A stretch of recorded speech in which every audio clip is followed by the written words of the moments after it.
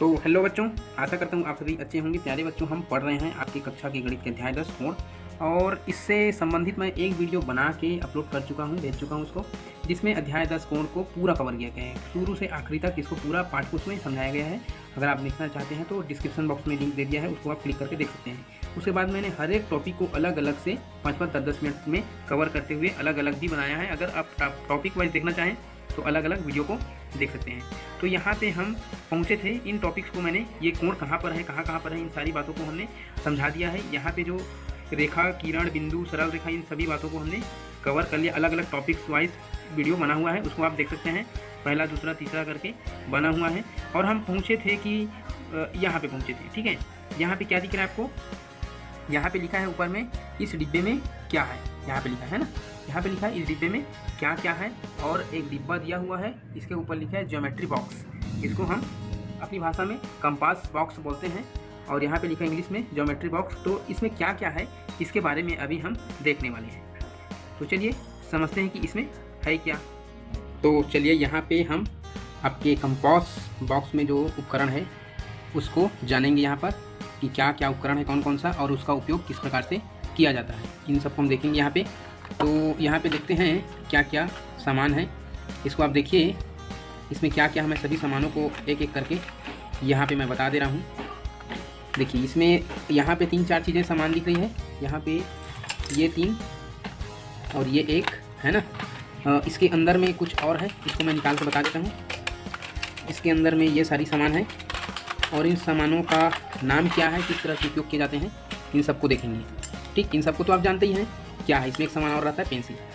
Pencil आप जानते हैं, ठीक है, इसको भी जानते हैं। इरेज़र है, पेंसिल से कोई लिखी हुई चीज़ें मिटाने के लिए है, ठीक है। ये शॉर्पनर है, पेंसिल को धार करने के लिए या छीलने के लिए यहाँ से कट किया जाता है, कटर भी बोलते हैं कुछ लोग, कटर, शॉर्पनर, ठीक है।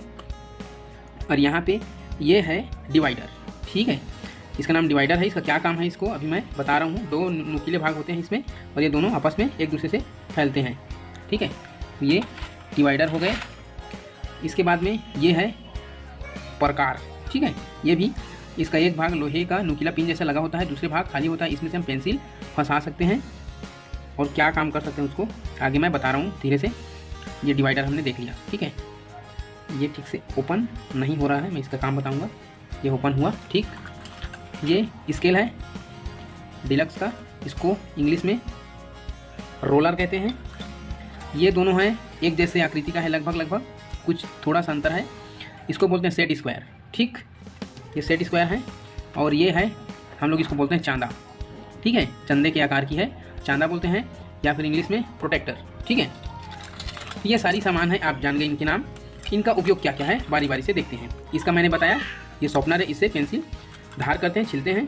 पेंसिल से कोई चीज़ लिखी हुई हो कहीं पर भी, उसको मिटाने के लिए इस इरेज़र का इस्तेमाल करते हैं। ये कंपास बॉक्स में आपका दिया होता है, ठीक है।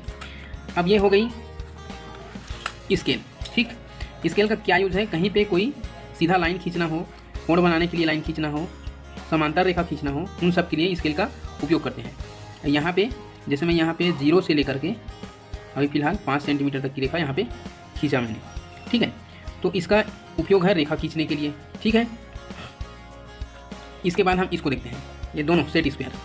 सेट स्क्वायर में क्या होता है, कोई विशेष नाप जैसे कि 30 अंश या 45 अंश या 60 अंश, 90 अंश, इस तरह के कुछ विशेष माप के जो कोण होते हैं उसको बनाने के लिए इस सेट स्क्वायर का उपयोग करते हैं। जैसे कि अगर हम इसको इस तरह से रख दें, ठीक है, इस तरह से, या इसी रेखा के ऊपर रख दें, यहाँ पे जो हमने रेखा खींची है इसके ऊपर रख दें इस तरह से, या कहीं पर भी इसको रख दें, सामान्य इस तरह से रखें, और इधर से सीधा खींचेंगे, हम इधर से लाइन खींचेंगे, अच्छे से दबा के रखेंगे इसको, और यहाँ से इधर खींचेंगे। तो यहाँ पे जो कोण बनेगी, ठीक है, इसको हटाने के बाद देखेंगे, यहाँ पे जो कोण बनेगी, यहाँ पे इस जगह पे ये होगा 90 अंश का कोण, ठीक है। और अगर हम इसके इस कोने पर, यहाँ पे जो है, हम इसको ऐसे लग देते हैं, ठीक है, यहाँ पे दिख रहा है आपको, ठीक। ऐसे रखने के बाद अगर हम यहाँ से इस तरह से खींचेंगे, और यहाँ पे जो कोण बनेगी, अच्छे से इसको पहले दबा के आपको रखना है। यहाँ पे जो कोण बनेगी ये होगी 45 अंश की कोण, ठीक है, इस तरह से। तो इस तरह के विशेष माप के जो कोण आपको बनाने होंगे, जैसे कि इसको रख के अगर हम खींचेंगे, यहाँ पे अगर हम एक कोण खींचें इस तरह से, ऐसे करके और ऐसे, ठीक है, तो यहाँ पे जो कोण बनेगी ये 60 अंश की होगी, ठीक है। और इसका इस कोने में अगर हम खींचेंगे, ठीक है, अगर मैं यहाँ पे ले लूँ और इसके इस कोने में अगर मैं यहाँ से ले करके इसको एक कोण बनाऊँ तो ये बनेगा 30 अंश का कोण। कितने का? 30 अंश का। ये बन गए 30 अंश का कोण। इस तरह से एक विशेष माप का कोण बनाने के लिए या विशेष माप के जो कोण होते हैं उसको नापने के लिए इस सेट स्क्वायर का इस्तेमाल किया जाता है, ठीक है। और इसका इस्तेमाल समांतर रेखा खींचने के लिए भी किया जाता है। जैसे कि कहीं पे अगर कोई रेखा खींची है, यहाँ पे देखिए, या स्केल से खींच सकते हैं या इससे मैं खींच के यहाँ पे खींच देता हूँ, ठीक है। यहाँ पे मैंने खींच दिया। अब यहाँ पे अगर इससे कुछ दूरी पर हमको समांतर रेखा खींचना हो तो हम क्या करेंगे, यहाँ से लेकर यहाँ से हमने रख दिया और इसमें सेंटीमीटर ऑलरेडी पहले से दिया हुआ है। हम 3 सेंटीमीटर पर यहाँ पे एक चिन्ह लगा देते हैं, ठीक है। और 3 सेंटीमीटर पे चिन्ह लगाने के बाद हम इसको एक और सेट स्क्वायर है उसको यहाँ से ऊपर से इसको हम इसको टच करते हुए ऐसे खिसकाते लाएंगे और यहाँ पे 3 सेंटीमीटर पे ला के रोक देंगे, ठीक है। और 3 सेंटीमीटर पे ला के एकदम सटा हुआ होना चाहिए ना, तभी आपका रेखा समांतर बनेगा। तो यहाँ पे हम रेखा खींच देंगे तो ये रेखा और ये रेखा जो बनेगी ये आपस में समांतर होगी, ठीक है। हम इसको आगे इस तरफ बढ़ा लेंगे स्केल से, ये क्या होगी, एक दूसरे का समांतर रेखा होगा, ठीक है। इस तरह से इनके यूज़ किए जाते हैं समांतर इसका सेट स्क्वायर का। स्केल से क्या करते हैं मैंने बता दिया। और ये है आपका डिवाइडर। इसका यूज़ कहाँ पे होता है देखिए, अगर हमने यहाँ पे मैं यहाँ पे डिवाइडर का यूज़ करना बता देता हूँ, ठीक है। इसके बाद प्रकार को समझेंगे कि कैसे यूज़ करना है प्रकार की। तो यहाँ पे डिवाइडर का यूज़ करना क्या होता है, मान लीजिए मैं कहीं पे एक यूज़ ये हो जाएगा कि अगर हमको कहीं पे 5 सेंटीमीटर का रेखाखंड खींचिए अगर कोई बोलता है तो हम क्या करेंगे, इसका एक छोर को 0 पर रखेंगे डिवाइडर का और दूसरे छोर को, इस छोर को हम 5 सेंटीमीटर तक फैलाएंगे, यहाँ तक 5 तक, ये रहेगा 0 पर, ठीक है। ऐसे 0 पे रखना है और इधर 5 सेंटीमीटर पे। तो इसको रख के भी हम यहाँ पे एक डॉट लगा के हम 5 सेंटीमीटर का यहाँ पे खींच सकते हैं रेखाखंड, पहला उपयोग। दूसरा उपयोग क्या है कि कहीं पे कुछ रेखा खींची गई है, ठीक, यहाँ पे मैंने रेखा खींच दिया, अभी जो 5 सेंटीमीटर नापा था उसको मैंने यहाँ पे खींच दिया। तो पहले से रेखा दिया हुआ हो और उसको हमको नापने के लिए कहा जाए तो इस तरह से दोनों छोर पर इसके दोनों जो पिन है उसको रखेंगे और इसको जा करके इतने में ही रख के स्केल पर रख कर हम बता सकते हैं कि वो रेखा कितने सेंटीमीटर का रेखाखंड है, ठीक। तो ये 5 सेंटीमीटर लंबाई का रेखाखंड, ठीक है। इस तरह से नाप के बता सकते हैं और नाप के बना सकते हैं। 2 उपयोग हो गया। तीसरा उपयोग ये है कि अगर हमको कहीं पे लंबा रेखा खींचा हुआ हो, ठीक है, इस तरह से एक लंबी रेखा खींची गई हो और इसको हमको ये कहा जाए कि 2-2 सेंटीमीटर के रेखाखंड में इसको बांटना है, काटना है। तो उसके लिए हम क्या करेंगे, पहले इस डिवाइडर का नाम ही है डिवाइड करने वाला, भाजक, ठीक है, भाग करने वाला। तो हम यहाँ पे इसको 2 सेंटीमीटर में फिट करेंगे। आपको दिख रहा है 2 सेंटीमीटर में 0 से 2 तक, इस प्रकार से, ठीक है। तो 0 से 2 तक इसको पहले हम फिट कर लेंगे। फिट करने के बाद इतने ही बड़ा इसको रखेंगे। रखने के बाद में क्या करना है, इसको इस तरह से 2-2 सेंटीमीटर पर हमको डॉट लगाते चलना है। ये आसानी से फिर एक ही बार में 2-2 सेंटीमीटर के रेखाखंडों का ये टुकड़ा बन जाएगा, ठीक है, इस तरह से। और हम इसमें फिर हम हल्का सा छोटा स्केल से मार्क बना लेंगे। ये हमारा 2-2 सेंटीमीटर का रेखाखंड तैयार हो गया। और हम बता भी सकते हैं कि ये जो रेखा थी वो 2-2 सेंटीमीटर के कितने रेखाखंड में विभक्त हुई है करके, ठीक है। इस तरह से अलग अलग बराबर रेखाखंड में हम इसको बांट सकते हैं। तो ये हो गया इस डिवाइडर का यूज़, ठीक है।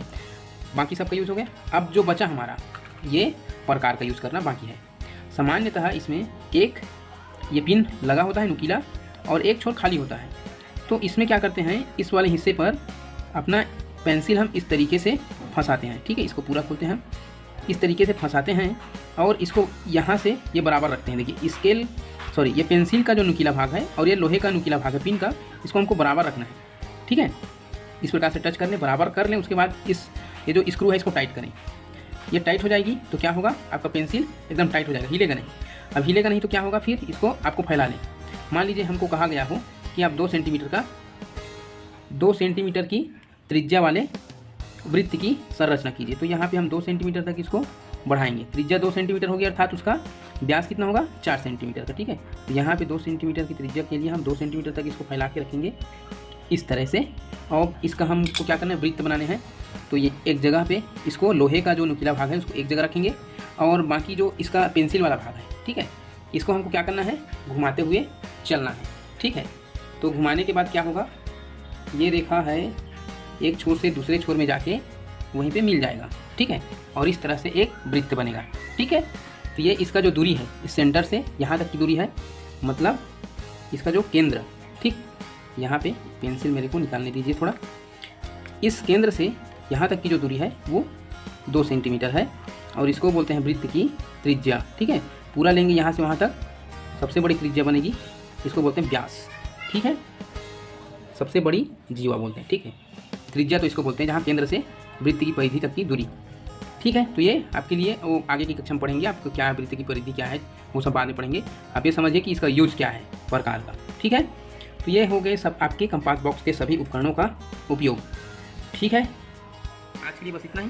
आप वीडियो से बने रहे इसके लिए आपको थैंक यू सो मच।